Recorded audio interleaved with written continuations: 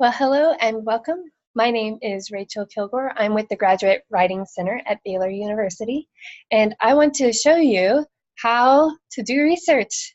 Just a small piece of it. This is very introductory, and this is going to be a rather organic video because if you've done research before, you know that it can get a little interesting sometimes. But I just want to show you a few of my basic tricks for doing research in the Baylor University Library's webpage, which is where we'll be today. I'll not be showing you how to do how to get books off the shelves in this particular video. But if you want more information on that, feel free to talk to the librarians in the Jones Library. The reference librarians can help with any particular research questions. And also the librarians in the circulation desk in Moody can show you how to get books off the shelf. But I will help you find how to find books that you might like to get off the shelves. So this is the Baylor University webpage for the libraries. And the first thing you should notice here is that there are different kinds of searches that you can do. And all of these are very useful in their own way. I'll be showing you just a few of them. But the first thing you need to know is which one of these tabs you should click on when you need to start researching a topic. So let me explain first of all the difference between these. And then we'll go into a little bit more detail on the databases because that's where we spend most of our time. And I'll show you also how to access some of the guides for some of the classes that you might be in and the particular resources that have been combined there for your use. So first of all, one search is very true to its name. It searches literally everything. This can be extremely overwhelming as a place to start. Let me just show you, for example. I am currently researching the verse novel, especially Robert Browning's The Ring in the Book. So if I just, let's just see what happens when I put in verse novel here and click search. It's going to search all the books on all the shelves in all the libraries on campus. It's going to search every article in every database. It's going to search all the weird things that you've never heard of, and it's going to give me this many results, which is absurd. There's no way that I can sort through all that. You can see that it's got books that you can only use in the library, in the ABL, it's got just books from the shelves. It's got ebooks, and it's got everything. It's got books that's a children's book that is a novel in verse. That is fascinating. I could go off on a whole line of research that way. It's not on topic for me. I am sticking with the Victorian verse novel. But this can be an interesting way to discover new information, but it is not a great place to get started. So I am going to go back to the main library webpage, and I'm going to start somewhere a little bit more reasonable. Bearcat is just for searching for books on the shelves. So if you want a physical book off of a physical shelf in the library, this is where you go. And just to show you how this works, if I wanted, for instance, The Ring in the Book by Robert Browning, that's the novel that I'm working on, well, verse novel, arguably. Then it will take me to a slightly different kind of page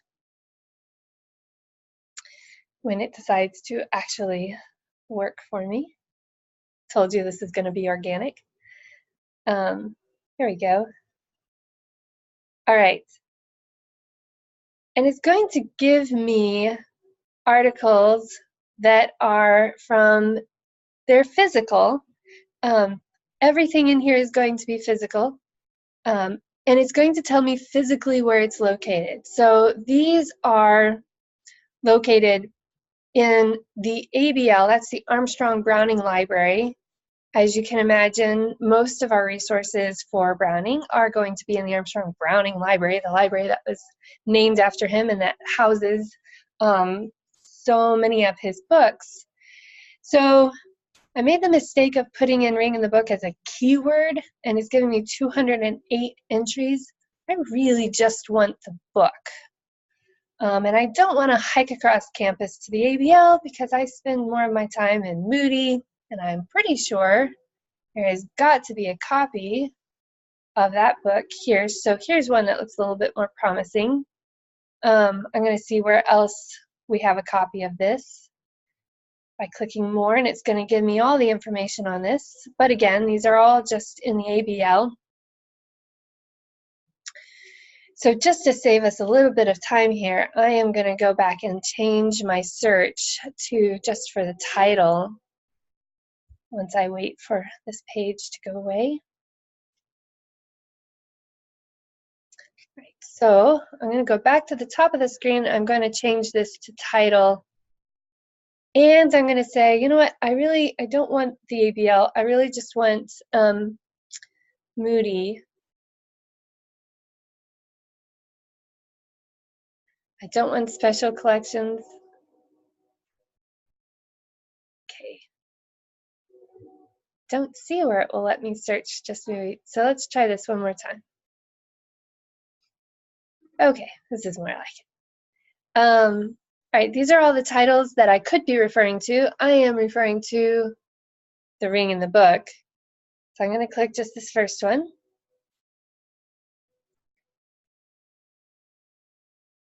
And it's thinking, I think.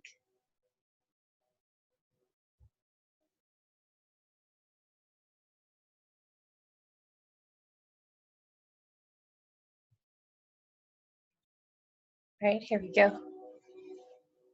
Organic, right? Okay. And again, it is just giving me books from the ABL Library Non-Rare. This is not a problem I usually run into. I own my own copy of The Ring in the Book. I'm going to try something different. I'm also working on Jane Austen.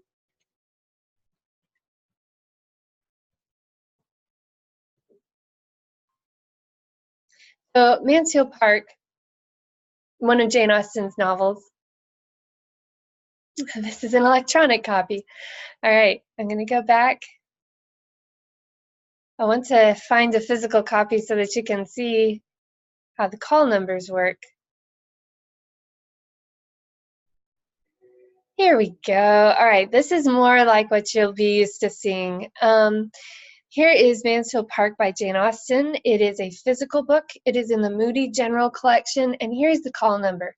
So the way this works is that you can jot this down. It's like an address for a book, and it will take you to where that book is on the shelf. So I could, if I had a camera that I could carry through the library with me, show you how to get the book off the shelf. But for now, I'll simply say, go to the Moody circulation desk. It's the big desk that you encounter when you walk from Starbucks into the library, and you go across the little walkway that has the gardens down low on either side. Is that very first desk when you walk in. Go and take them that number. They will show you a map of where all the books are, and then at the ends of the shelves there's a little label that will tell you which numbers are on which shelves, and you can find it and pull it off the shelf. Now, this might seem like a lot of work for a little payoff when you could just go to the databases, but there's a couple really, really good things about getting books off the shelf. It is harder to get a book published in print than it is to get it published on an online database. It requires more resources, more energy, more editing. So the books that go into print are generally the better respected books, the books that have been more influential, the more highly recommended books. And so, because all the books are grouped in the same place, if you go to where Mansfield Park is on the shelf, you will find a lot of books there that are about Mansfield Park or other related information, or maybe some interesting ideas that you never heard of. So go find the book that you're interested in, and then start looking around at the other books on the shelf at the same place and see if you see anything else that will give you an idea, spark some interest, and just, you know, sit in the middle of the aisle there for a little while and browse a bit and have some fun. Don't put the books back on the shelf yourself unless you're very sure where it came from. The librarians will take care of that for you. They want to make sure that the next person can find the book in the right place. And also, though I hope I don't have to say it, you want to remember never ever to write in a book from the library. Okay, it's like writing in a friend's book. You don't want to leave your own notes there. You want everybody else to come to that book with their fresh ideas. So don't write in library books. Use the little tabs so that you can take them out when you're done. Lightly marked in pencil is not too bad, but be very, very cautious. No highlighters, ever. Okay, I'm done. So yes, use the shelves to your advantage to help you explore. Remember that research is a bit of an adventure, and you need to go where the wind takes you for a little while at the beginning. Okay, so that is how you use Bearcat. I'm going to go back to the library page. And before I get to databases, which is going to take the longest, I just want to show you the guides page here. And so I teach English literature, and so for the classes that I teach for English 1304, there are special guides for that, several of them, in fact. And here's the home guide for English 1304. Many classes have their own resource page that the librarians have put together for them, and this is going to give you shortcuts to the most useful websites for you. It's going to give you subjects that you might like to search. Up at the top, it will have tutorials on how to do library research, probably a much better one than the one you're watching right now, but you must start somewhere, yes. Reading citations, citing sources, tons and tons of information. And one other extremely useful thing is this over here on the right. They're called liaison librarians, and they are librarians that are trained in a particular subject so that they are better at researching that particular subject. So that if you're researching for science or for humanities or for education, we have librarians specifically assigned to those subjects, and you can make an appointment with them just by clicking this button here. I'm going to show you some of our liaison librarians.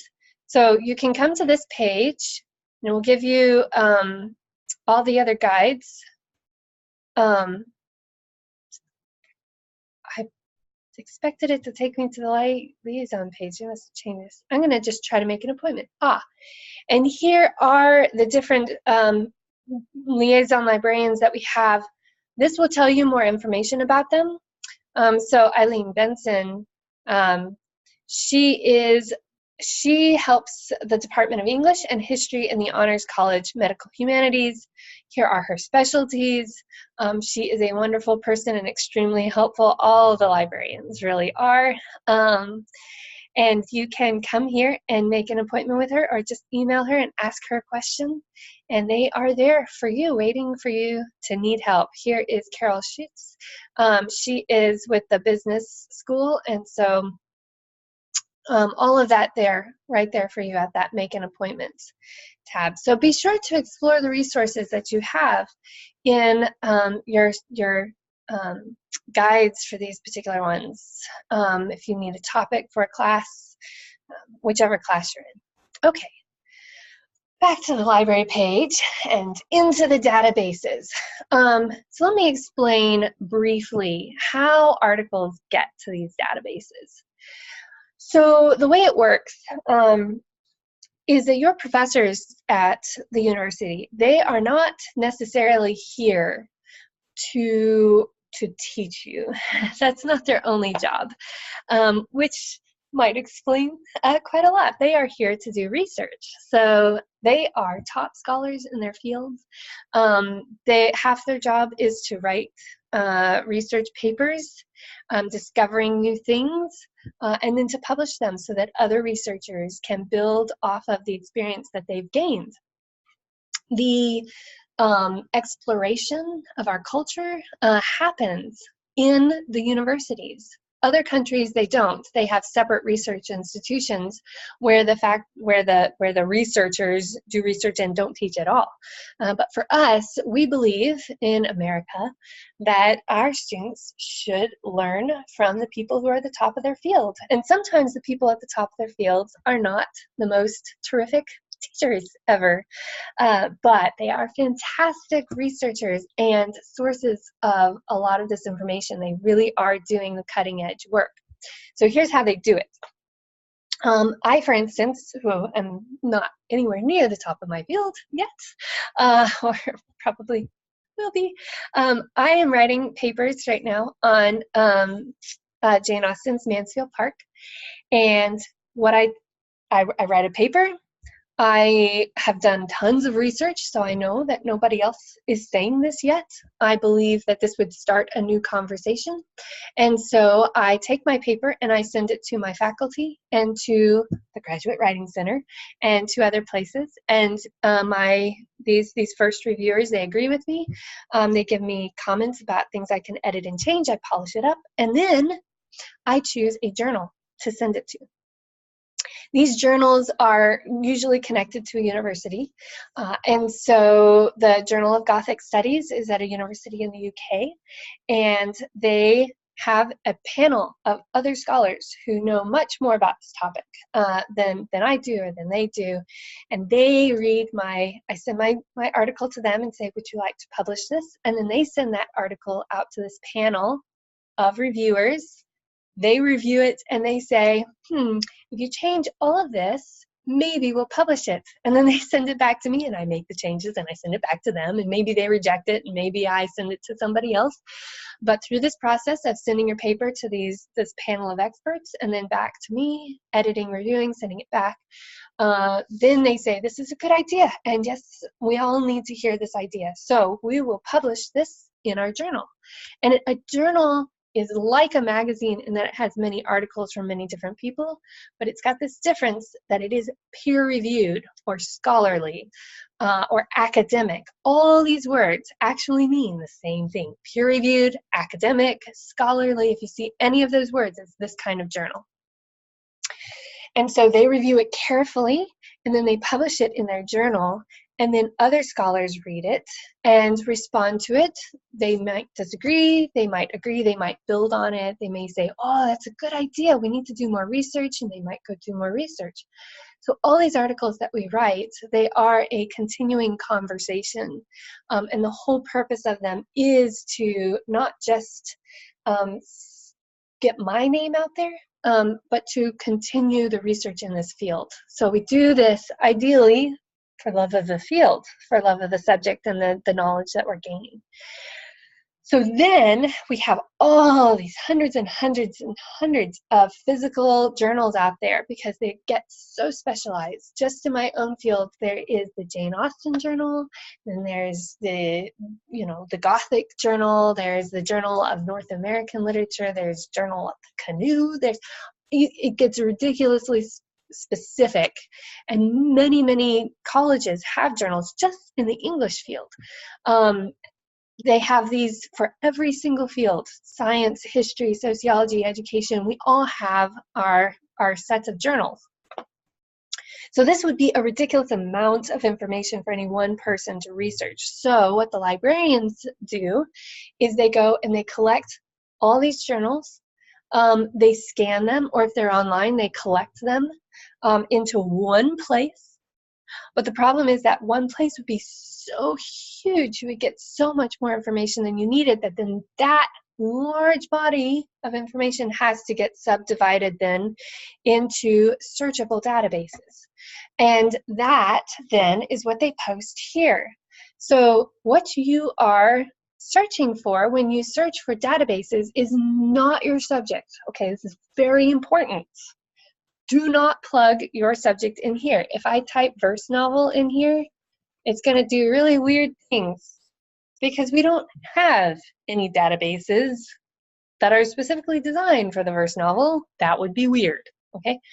What we have are databases designed for people doing research in English and in literature. Now, I happen to know the names of some of those, but if I didn't, I could come here and go, okay, what subject am I in? Well, let's see. I am in, they don't have English. I'm going to see if they have literature. Here's literature. So I'm going to say I'm in literature. That's what I want to browse. Browse by subject. And here are some of the different literary fields that I could search for, and then there are databases within those. Notice too, we get another plug for Eileen Benson, my subject librarian. I could poke around in here, but I am instead going to take you back to the main page and show you this again very quickly. If you are searching for a more general topic, if you are a student in a 1304 class or 1302 class and you just want the most basic information but on a lot of subjects, so shallow but broad, then the Academic Search Complete is for you. If you are in an English class, a literature class, and you want something that's more specific to literature, or if you're in another science class or any other subject class, you can ask your professor there or ask the librarian and find out what are some of the good databases to search for. I have a couple standard ones that I always search when I'm in literature. Right now, I'm going to show you the Academic Search Complete. If you know the name of your database, you can type it in here. So I know that there's a link to it there, but I just want to show you what this looks like. Academic Search Complete. I'm going to skip myself over here. And it's going to show you several options. And I happen to be off campus right now, so I have to log in. If you're on campus, it'll just take you straight there without logging in. So Academic Search Complete is what I want, and I logged in earlier, so it's taking me straight here. Now, very quickly, you'll notice that many of the databases look exactly the same, and you'll think you're searching the same database, but in fact, you're not. EBSCO is the host for many, many, many databases.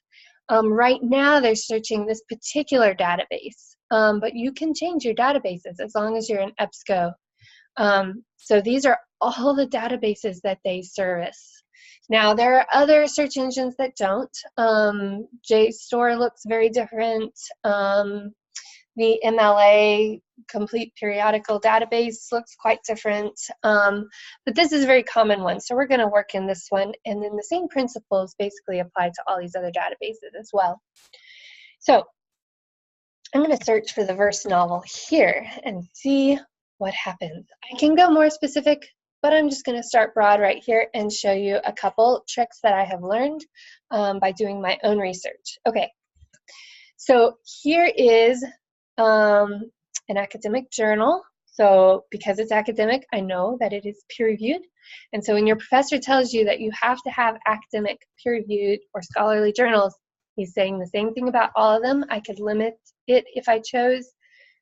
Probably searching for the verse novel. There's going to be very few that are not academic, but here's one. This is a review of a book. It's not the book itself. So this can tell me about a book, but it's not something that I can exactly cite.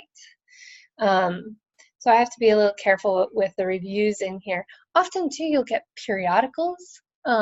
Periodicals are not academic. It is a article that was published in a magazine or newspaper that does not have peer reviewing, so they don't have the careful logic checking that a academic journal would have. It's not been reviewed by a panel of peers in the field, so be careful of that.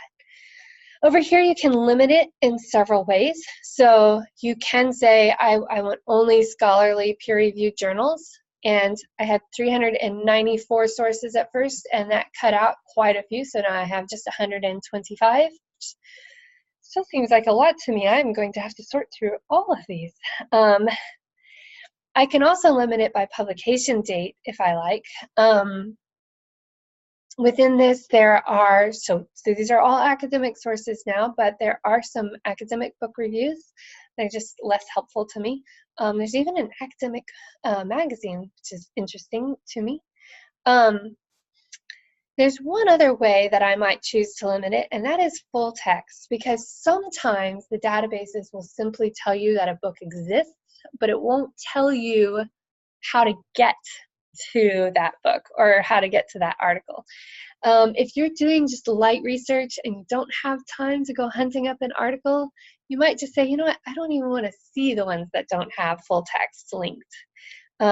Here is one of these. So notice this one has, there's the PDF full text. So the first novel, a new genre. Actually, this looks very interesting to me, except that it's in children's literature, which I don't study.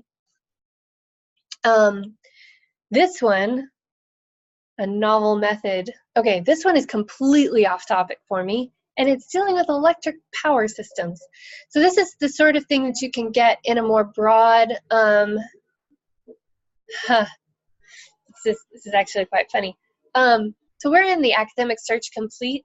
The nature of that database is that they're going to choose from a little bit from every single subject, okay?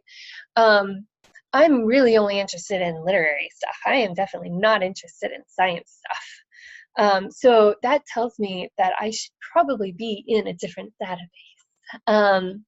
But this works great if you are doing a more surface search. This one is more on topic. I'm not necessarily interested in young adult verse novels, but I am definitely interested in rhetorical technique. It was also published quite recently, and I can tell that it is looking at several topics that I'm interested in. So even though it's not completely on my topic, I might be interested in this, except that there is no PDF full text like this one has. So I have to find it another way. So I could click this. Well, first of all, let me just click into this and show you a little bit more information on this. It tells us the author. It tells us the DOI number, which is how I could find it again if I needed to. I can save it. I can print this information. Oh, sorry. I can email it to myself. But there's still no full text link for it. So this is a problem. This button, the BU info links, it will attempt to find it. I'm going to open this in a new tab so it doesn't mess up this one. Give me a moment while I format my page here. Here we go. All right, here's BU info links. And this is unusual. It actually found it, or something like it. Yeah, there it is. So what it's done is it has searched in a different database to try to find the same article in a different database. So even though this database doesn't have a full text link to it, this is just one of many databases that Baylor has subscribed to. So it has gone over to Project Muse, which is not surprising. That is a more literary database. You'll notice that it looks very different because it's not run off EBSCO. And here is the whole article, and I can now download or save it here. Also, if you have Zotero, I can cite it here as well. And so I'm just going to do this very quickly and put it in my Browning Backstage novel folder because it is relevant and I want to remember this. So there is that. If you can't find it, if it doesn't work that well for you, which sometimes it doesn't, then you can always email the librarians and get them to help you. You can do interlibrary loan as well, and they will order it from another campus and send it to you and let you know when it's available so that you can go and pick it up. So lots of options if this doesn't work out for you. A few other tricks. I'm going to go back. I'm going to go back to this one and look at a few things on this one. This layout is a little bit unfamiliar to me, so I'm going to actually just go ahead and download this and look at the downloaded version. Okay. 17 pages. So let's just say this article is really, really helpful to me. First of all, you want to look at the first paragraph in these. This is called the abstract. Sometimes they publish it, sometimes they don't. But this will be an overall summary of the whole article written by the author themselves. So this will tell you what part of this article will be useful to you, if any of it will be useful to you. It will allow you to skip to those sections. Yeah, you don't always have to read all of every article, right? You sometimes just need to search it for the sections that are relevant to what you're working on. Whether a verse novel is poetry or not is very relevant to me, so I would be inclined to read this section. Another thing you can do with these is, just as you have to have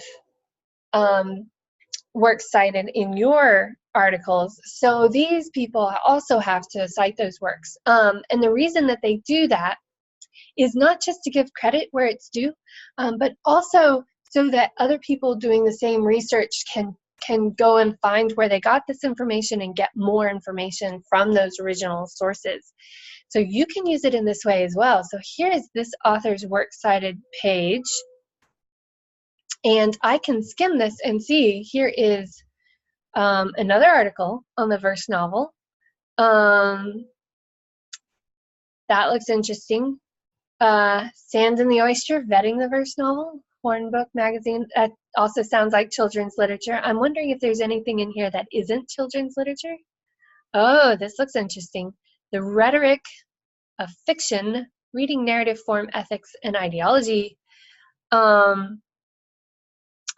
an author, edited by an author I happen to know and very much like. So he has published this article. He doesn't write about just children's fiction, so I would actually be quite interested in this article, and I am going to have to go find that now. All right, so I can use the works cited pages of these articles that I'm in to go find more information. It's very helpful, and this is also where the one search that I told you in the beginning is terrifying. That's where this one becomes actually useful. So I know that this particular book exists. The book title is Reading Narrative, Form, Ethics, and Ideology. I don't know if it'll let me copy this, but I'm going to try. And then I'm going to go back to the library page. I'm going to go to OneSearch, because now I'm not just searching for verse novel. I know exactly what article I want, and I don't really care what database it's in. So if this thing searches absolutely every database, every book on every shelf, this is where I need to be. So it did let me copy it. Reading Narrative, Form, Ethics, Ideology. I'm going to search for just this one particular book. Let's see what happens.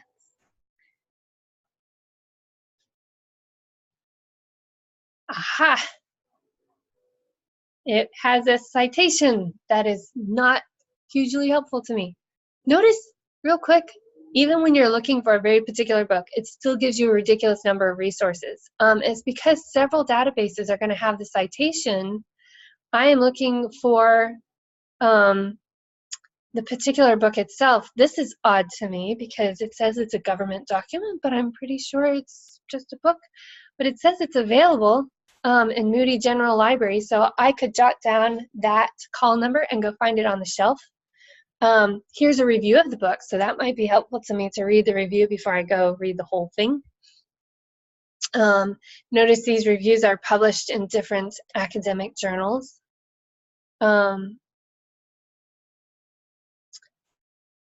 Okay, here's a book with a very similar title, same author. So I'm wondering if it was published earlier and then republished again, so maybe I could go find that one. And if I go to that place on the shelf, I imagine I would find the more updated version as well. So again, the trick of just going to the place on the shelf and finding the book that you need will turn out to be useful very often. I am inclined, this is the closest thing I've seen so far. By the way, don't look too far down on these OneSearch pages because they get less and less relevant as you go, but I'm just going to click this just to see what it is talking about. Okay, so it looks like just a book, and it's telling me that it is in the catalog, and that is the call number, so I could go look for it there. Now, just since we're here, if you ever see this, this is the interlibrary loan. We call it Oh So Fast at Baylor because, you know, oh so and bear. If this was not available and I needed it right away, I couldn't wait for the person who had it before me to turn it in. I can click this and it will let me fill out a form to request that be delivered to the library. And that can be really, really useful. So keep an eye out for that if that is useful to you. All right, so that is a useful way to use OneSearch. Remember, use Bearcat for physical books on shelves if that's what you're looking for. Databases, big thing to remember, don't ever search for your subject in the database. Search for the actual database that you want. So for instance, if I wanted the MLA database, I could search for that. I always just want this one, so I could go to that database and search within that. Notice that it's also run by EBSCO. It has the same format, but it is now searching the MLA International Bibliography. I'm just going to plug verse novel in one more time so you can see that we get different search results. Still 214, but notice we're not getting any of those very, very odd sciencey ones because this database searches only actual sources in literature. This one looks really, really interesting to me. This is exactly on topic. Look, they're even using the Brownings, Aurora Leigh, and Robert Browning and The Ring in the Book. So this is a book that I absolutely have to find. I will have to go look for it on the shelves, but since I have found a book that is absolutely precisely on topic, another thing I'm going to want to pay attention to is the general subject areas that they're following. And I can click these and look for books that are also addressing the same subject. So these are hyperlinks to searches for the subjects. So we could keep going. I think I will stop here for now because this is the basics of just how to get started. You have enough information with just this that I've given you to go on quite the adventure through the libraries. I'm just really, really dying to click this button right here. So I'm just going to do this really quick and see what happens. You have to treat, oh, nice. So these are going to give me books that are more focused on The Ring in the Book, which I am arguing is a verse novel, but not everybody argues that. And so I'm going to want to know, dramatic forms, religious aesthetic. I'm going to want to know what these people are saying about this so that I can join in that conversation with integrity and with having done my research. We just keep going. I do recommend that you use Zotero in companion with all these tools that I've given you because you will have lots of notes to record and you want to keep track of who is saying what so that you can engage well with that. Okay, do remember that research is its own kind of adventure. Do remember to let it take you where it will go. And then follow the next step of the writing process, which will be to choose your claim and then to pin down your argument at some point. But enjoy this free and open stage of the process where you're just finding out what people think, reading what they've said, making notes, and expanding your base of knowledge. This is one of the most exciting parts of the writing process, and I hope you thoroughly, thoroughly enjoy it. Good luck.